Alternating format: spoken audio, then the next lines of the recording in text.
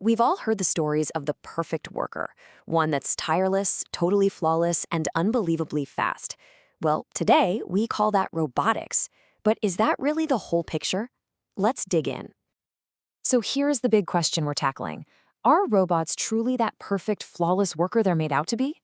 The answer, as you might guess, is a lot more complicated and, honestly, a lot more interesting than a simple yes or no. All right, so first, let's talk about the dream, right? The robotic ideal. Because on paper, the advantages they bring to the table are absolutely staggering. It's easy to see why we think of them as the perfect solution. First up, and this one's a big one, speed.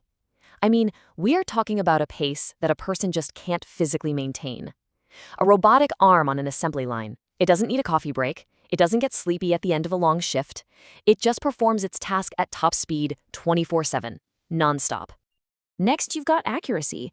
Human error is just, well, it's human, especially when you're doing the same thing over and over. A tiny slip in focus, a little bit of fatigue, and boom, there's a mistake. But robotic systems, they're programmed for insane precision, down to the tiniest measurement. They hit their mark with near-perfect accuracy every single time.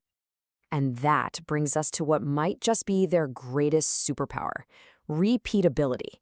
A robot can weld a joint, place a tiny microchip, or pack a box in the exact same way with the exact same level of quality 1,000,000 times in a row. That kind of consistency, that's the absolute gold standard for quality control. So when you look at pure performance, speed, accuracy, and repeatability, yeah, robots are in a completely different league. They really do offer a level of performance that a human worker just can't match. Seems like an open and shut case, right? Well, that's only half the story. Because for all of that incredible power, there's a reality check. There's a hidden price tag, one that goes way beyond just dollars and cents. We're talking about time, complexity, and some serious expertise. And this is where that idea of a perfect worker starts to get a little messy. This is what we can call the robotic bargain. It's this fundamental trade-off, a real balancing act. On one side of the scale, you get all that amazing, superhuman performance.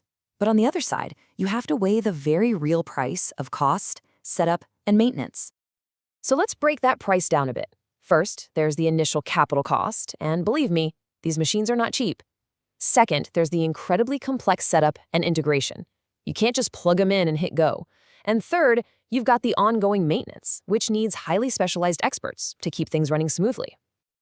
And let's just focus on setup time for a second, because this is something people often really underestimate. This is not like unboxing a new laptop. It is a massive engineering project. You have to design the entire system, install the hardware, program it for every specific little task, and, this is the crucial part, get it to work seamlessly with everything you already have. This process can take months and a whole team of experts. So, with all that on the table, how do you make the call? See, it's not really about whether robots are good or bad. It's all about a final calculation. It's about carefully weighing that amazing performance against the very real, very significant costs and complexities. And when you lay out the whole dilemma like this, the logic really becomes clear.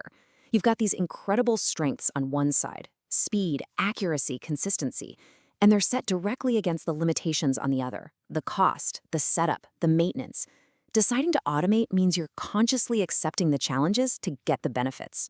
It's all about that strategic balance. Ultimately, this completely reframes the conversation. Bringing a robot into your operation isn't just buying a new piece of gear. No, it's a huge, long-term strategic investment. It's an investment in a whole new way of doing things. And it's one that requires a ton of capital, time, and expertise before it ever pays off.